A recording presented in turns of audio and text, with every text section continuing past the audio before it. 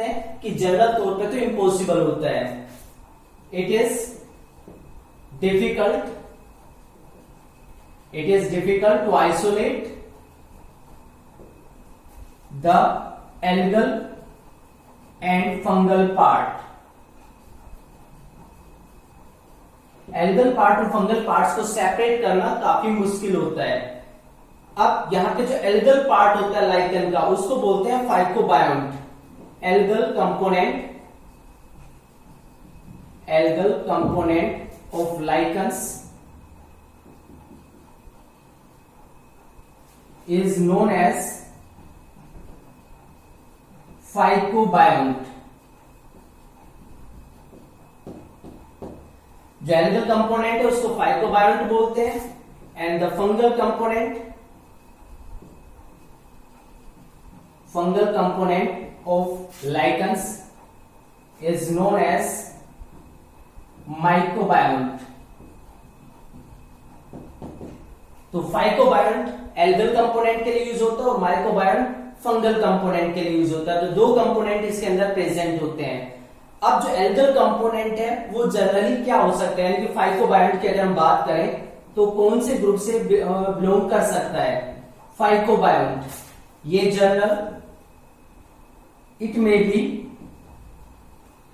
May be green alga, ये green alga हो सकता है, लाइक क्लैडोफोरा एक ग्रीन एल्गा होता है। उसके साथ एसोसिएशन मींस जो लाइकन है उसके अंदर ये ग्रीन एल्गा भी प्रेजेंट हो सकती है, और हो सकता है it may be a cyanobacteria.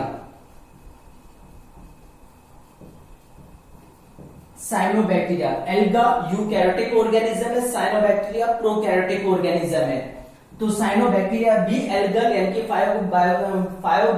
Phycobiont जो कंपोनेंट है उसकी तरह काम कर सकते हैं। कौन सा साइनोबैक्टीरिया यहाँ पे प्रेजेंट होता है, तो जनरली नोस्टोक यहाँ पे प्रेजेंट हो सकता है। तो ये फाइकोबायोंट पार्ट है। फाइकोबायोंट पार्ट करता क्या है लाइकन के अंदर, क्योंकि इसमें एल्गी या साइनोबैक्टीरिया, और हमें पता है एल्गी या साइनोबैक्टीरिया फोटोसिंथेसिस के लिए रेस्पॉन्सिबल होते हैं। तो लाइकन के लिए जो फूड की सिंथेसिस है वो फाइकोबायोंट प्रोवाइड करता है। So it is responsible for synthesis of food material.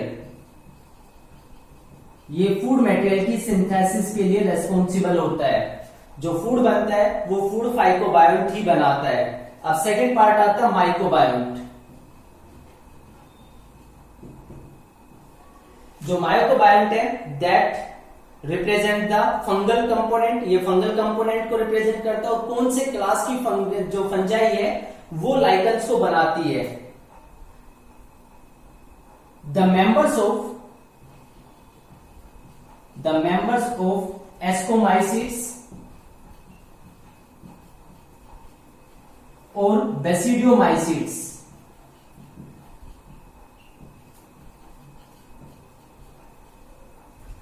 The members of ascomycetes or basidiomycetes can be component of lichens। Lichens के कंपोनेंट या तो एस्कोमाइसिड्स के मेंबर होते हैं, बेसिडियोमाइसिड्स के मेंबर होते हैं। इन दोनों क्लास के मेंबर माइकोबायोंट के तौर पे लाइकन्स के अंदर प्रेजेंट होते हैं। अब जो फंगल कंपोनेंट है यानी कि माइकोबायोंट है वो काम क्या करता है, फंक्शन जो ये प्रोवाइड करता है। First is absorption of water and minerals. ये वाटर और मिनरल का एब्जॉर्प्शन करता है, वाटर और मिनरल को एब्जॉर्ब करके और एल्गी को प्रोवाइड कर देता है, बदले में एल्गी फूड बना के इसको डिलीवर कर देती है। तो दोनों के बीच का ये म्यूचुअली बेनिफिशियल एसोसिएशन होता है। इसके अलावा जो फंगल पार्ट है वो प्रोटेक्शन भी प्रोवाइड करता है, यानी कि पैथोजेंस जो होते हैं, जो डिजीज कोजिंग माइक्रोब्स होते हैं, उनसे फंगल पार्ट इनको प्रोटेक्ट भी करता है। तो प्रोटेक्शन का काम भी करता है, प्रोटेक्ट अगेंस्ट पैथोजेंस। जो पैथोजेंस है उनसे ये बचा भी सकता है। तो ये लाइकेंस के रिगार्ड में है। तो लाइकेंस में म्यूचुअली बेनिफिशियल रिलेशनशिप भी होता है बिटवीन एल्गी एंड फंजाई, इसलिए इसको सिम्बायोटिक रिलेशनशिप भी बोलते हैं। इसमें एल्गल और फंगल कंपोनेंट इस तरीके से इंटरमिंगल्ड होते हैं, मिक्स होते हैं कि उनको सेपरेट करना आसान नहीं होता है। जो एल्गल कंपोनेंट है लाइकेन का उसको फाइकोबायोंट बोलते हैं, जो फंगल कंपोनेंट है उसको माइकोबायोंट बोलते हैं। फाइकोबायोंट यानी कि जो एल्गल कंपोनेंट है वो ग्रीन एल्गी भी का भी मेंबर हो सकता है और साइनोबैक्टीरिया का भी मेंबर हो सकता है। फाइकोबायोंट काम क्या करता है, ये रेस्पॉन्सिबल होता है सिंथेसिस ऑफ फूड मटेरियल, यानी कि फोटोसिंथेसिस करके फूड बनाता है लाइकेन के लिए, यानी कि फंगल कंपोनेंट के लिए भी और अपने लिए भी। माइकोबायोंट इसमें एस्कोमाइसिड्स और बेसिडियोमाइसिड जो दो क्लास है उनमें से कोई मेंबर यहाँ पे प्रेजेंट हो सकता है लाइकेन बनाने के लिए। यहाँ पे जो फंक्शन है जो फंगल कंपोनेंट करता है माइकोबायोंट करता है, that is the absorption of water and minerals. Soil में से जो भी वाटर और मिनरल से अब्जॉर्ब करके फंजाई एल्गी को प्रोवाइड करता है। साथ में ये प्रोटेक्ट करता है अगेंस्ट पैथोजेंस, यानी कि पूरे लाइकेंस को, खुद को, एल्गल पार्ट को ये प्रोटेक्ट करता है पैथोजन से। So that is about the journal part of the algae. अब जो लाइकेंस, अब जो लाइकेंस है उसकी कुछ टाइप भी होती है, लाइक क्रस्टोस टाइप के लाइकन होती है, फोलियोस और फ्रूटिकोस।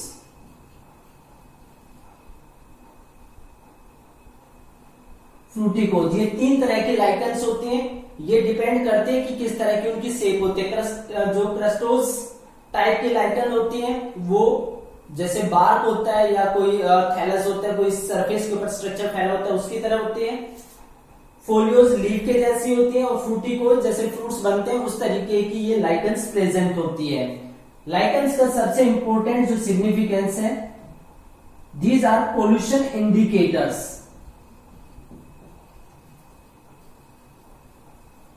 ये पोल्यूशन इंडिकेटर्स होते हैं, मींस जहां पे पोल्यूशन होता है, खासकर जहां पे सल्फर डाइऑक्साइड का प्रोडक्शन होता है वहां पे कोई लाइकन ग्रो नहीं कर पाते हैं।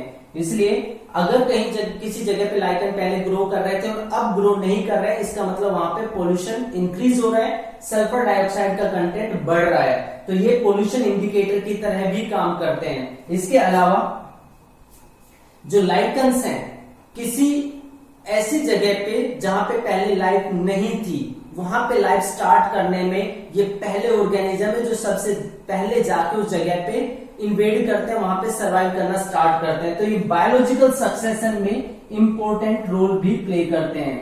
बायोलॉजिकल सक्सेशन मीन्स कहीं पे लाइफ का डेवलप होकर और कॉम्प्लेक्स स्ट्रक्चर तक बनना है तो वहां पे सबसे पहले जो जाके ग्रो करता है वो होते हैं लाइकन्स।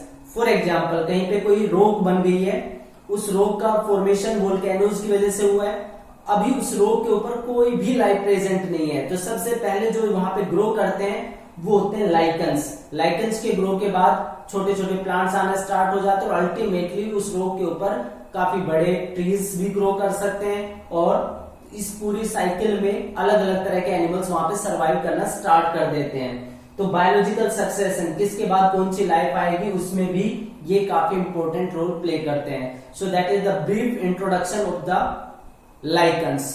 यहाँ पे हमारा जो चैप्टर है बायोलॉजिकल क्लासिफिकेशन वो कंप्लीट हो जाता है। Okay, thank you.